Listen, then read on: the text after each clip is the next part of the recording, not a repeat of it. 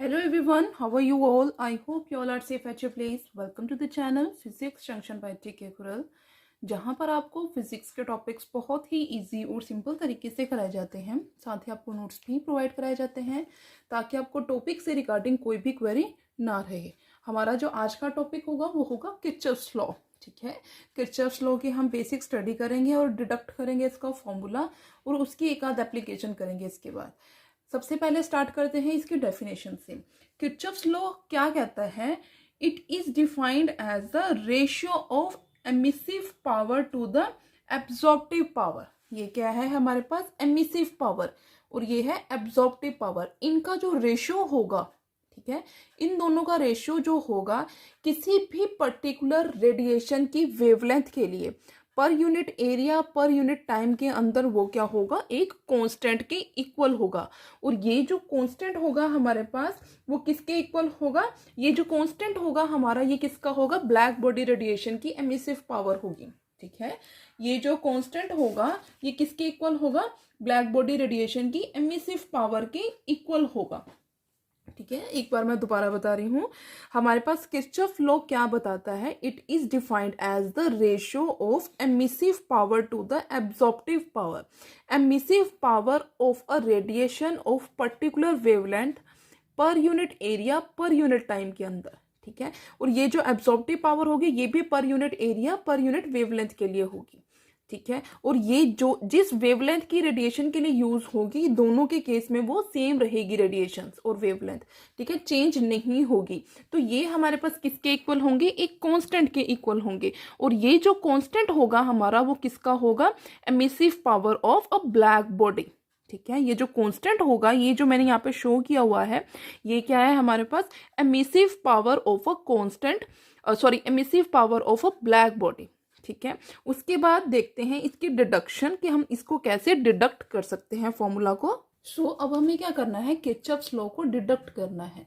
ठीक है, उसके लिए हमने कुछ कंसिडरेशंस ली हैं। हमने क्या कंसिडर कर लिया? एक बॉडी है जिसको कि हमने एक कांस्टेंट टेम्परेचर के अंदर क्या रखा हुआ है।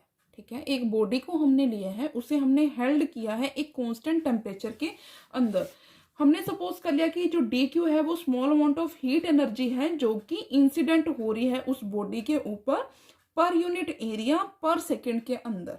ठीक है, और हमारे पास स्मॉल जो वेवलेंथ इंटरवल होगा उस small amount of work done के लिए वो कितना होगा? D lambda.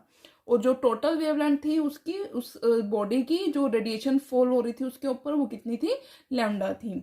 देन हमने क्या लिया कि यहां से हमने कंसिडरेशन ली, उसके बाद हमारा जो अमाउंट ऑफ एनर्जी एब्जॉर्ब्ड होगी, ठीक है, हमारे पास जो अमाउंट ऑफ एनर्जी एब्जॉर्ब्ड होगी पर यूनिट एरिया पर सेकंड के अंदर वो कितनी होगी? A lambda D Q. Similarly amount of energy emitted per unit area per unit second वो कितनी होगी? E lambda D lambda. ये हमारे पास दो इक्वेशंस मिलेंगी, equation number 1 and equation number 2।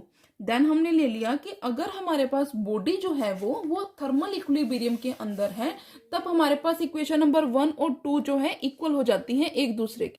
तो हम क्या करेंगे? इक्वेशन नंबर 1 और 2 को इक्वल कर देंगे। जब हमने इक्वल किया तो हमें क्या मिली? Equation number 3 at thermal equilibrium. अब हम बात कर लेते हैं, हमने बोला था कि जो हमारे पास किरचॉफ्स लॉ क्या कहता है कि जो रेशियो होगा emissive power to the absorptive power वो इक्वल होगा एक कांस्टेंट के, और वो जो कांस्टेंट होगा वो क्या होगा? एमिसिव पावर होगी एक परफेक्टली ब्लैक बॉडी की। तो परफेक्टली ब्लैक बॉडी के लिए हमारे पास जो एब्जॉर्प्टिव पावर है वो कितनी होनी चाहिए? 1 होनी चाहिए। तो उस केस में हमारे पास एमिसिव पावर इसके इक्वल हो जाएगी to the emissive power of a black body. ठीक है, अब हमने क्या किया? ये सारी वैल्यूज को पुट कर दिया इस थर्ड इक्वेशन के अंदर। तो थर्ड इक्वेशन में जब हमने वैल्यूज को डाला तो हमें क्या मिली? Equation number 4। फिर हमने क्या किया? इक्वेशन नंबर 4 को और इक्वेशन नंबर 3 को डिवाइड कर देना है। जब हम डिवाइड करेंगे हमारे पास dq से dq कैंसिल हो जाएगा और ये हमें क्या मिलेगा? Absorptive power. ये जो एब्जॉर्प्टिव पावर होगी हमारे पास, ये क्या होगी हमारे पास? यहाँ से यहाँ डी लैम्डा से डी लैम्डा कैंसिल हो गया और ये हमें वैल्यू मिली है। तो यहाँ से हमें क्या मिल रहा है? देखो, E lambda by A lambda equals to E lambda. ये क्या था? हमारा किरचॉफ्स लॉ था। किरचॉफ्स ने ये हमें लॉ दिया था, यहां से हमारा किरचॉफ्स लॉ डिडक्ट हो जाता है। इस बेस पे हम क्या बोल सकते हैं कि हमारे पास जो इक्वेशन है ये वाली, ये इक्वेशन क्या है कि अगर हमारे पास जो ई लैम्डा है वो लार्ज होगा तो ए लैम्डा भी लार्ज होगा, ठीक है। बट और वाइस वर्सा ये चलेगा, मैंने ऐसा बोला है, लेकिन आप सोचोगे कि ये तो मैंने गलत बोला है। गलत नहीं बोला है, ये सही बोला है मैंने कि ई लैम्डा अगर लार्ज होगा तो ए लैम्डा भी लार्ज होगा। क्यों होगा लार्ज? क्योंकि वो एक कांस्टेंट के इक्वल है। अगर इस कांस्टेंट की वैल्यू को मैं 1 कर देती हूँ, सपोज करो ई लैम्डा हमारे पास 1 हो गया, तो यहाँ पे क्रॉस मल्टीप्लाई होके E lambda equal to A lambda आ जाएगा। तो डोंट बी कंफ्यूज, और ये मत सोचना कि बुक में गलत लिखा हुआ है। बुक में गलत नहीं लिखा हुआ है, सही लिखा है कि ई लैम्डा अगर लार्ज होगा तो ए लैम्डा भी लार्ज होगा। उन्होंने किस बेसिस पे बोला है? क्योंकि ये एक कांस्टेंट के इक्वल है। अगर हम इस कांस्टेंट की वैल्यू को 1 कर देंगे तो ये दोनों क्वांटिटीज हमारे पास इक्वल हो जाती हैं। तो इस इक्वेशन से हम ये बोल सकते हैं कि E lambda equals to A lambda हो जाएगा। और इसीलिए हम बोलते हैं कि हमारे पास जो बॉडी, अगर कोई मटेरियल हमारे पास गुड एब्जॉर्बर है तो वो बॉडी हमारे पास गुड एमिटर भी होगी, ठीक है। अगर कोई बॉडी हमारे पास पुअर एब्जॉर्बर है तो वो पुअर एमिटर भी होगी, ठीक है। इस बेसिस पे हम, इस लॉ के बेसिस पे हम ये बात बोलते हैं, ये स्टेटमेंट हम देते हैं। अगर हमारे पास ई लैम्डा इक्वल्स टू 1 हो जाता है तो ये दोनों क्वांटिटीज इक्वल हो जाएंगी। तो यहां से क्या होगा कि जो बॉडी है वो एब्जॉर्ब कर लेती है रेडिएशंस को completely of a particular wavelength out of radiations of all wavelength falling on it. इसका मतलब क्या होगा कि उस बॉडी के ऊपर जितनी भी रेडिएशंस इंसिडेंट हो रही हैं वो सारी की सारी क्या हो रही हैं?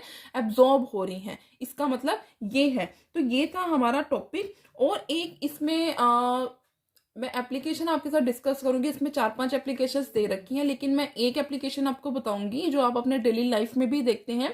आपने देखा होगा कि हम घरों में फ्लास्क यूज करते हैं, ठीक है, जिसको आप थर्मस भी बोल सकते हो, जिसके अंदर सिल्वर कोटिंग होती है। तो वो जो हमारे पास फ्लास्क होती है, अगर हम उसके अंदर पानी सर्दियों में डालते हैं, अगर हम सपोज करो कि हमने सर्दियों में उसके अंदर गर्म पानी डालना है तो वो पानी क्या रहेगा? गर्म रहता है, ठीक है। इसी तरह से अगर हम ठंडा पानी डालते हैं गर्मियों में तो वो ठंडा रहता है। इसके पीछे क्या रीजन है?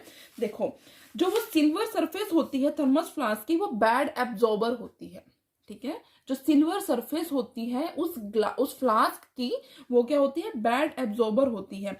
ये क्या करती है? ज्यादा से ज्यादा जो हीट आती है उसको एब्जॉर्ब नहीं कर पाती है, ठीक है। जो सराउंडिंग से हीट आ रही है वो उसको एब्जॉर्ब नहीं कर पाती है। इसीलिए जब हम आइस रख देते हैं उस फ्लास्क के अंदर, वो मेल्ट नहीं होती है।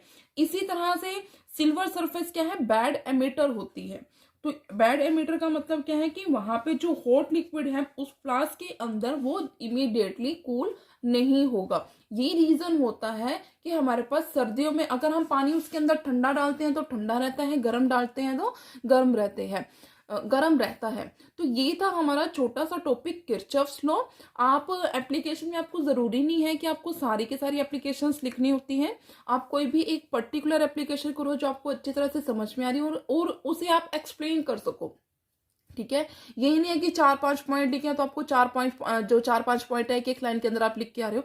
आप एक एप्लीकेशन लिखो बट उसे अच्छी तरह से एक्सप्लेन करो, हेडिंग डालो उसकी प्रॉपर। अगर उसका डायग्राम है तो डायग्राम लिखो, डायग्राम बनाओ उसका, तो आपको बहुत अच्छे मार्क्स मिलेंगे। बजाय 4-5 एप्लीकेशंस लिखने के, आप एक एप्लीकेशन अच्छी तरह से पढ़ के उसका डायग्राम बना के उसको एक्सप्लेन भी कर सकते हैं। तो ये था मेरा छोटा सा टॉपिक किरचॉफ्स लॉ और इसकी एप्लीकेशन। आई होप आपको ये समझ में आया होगा।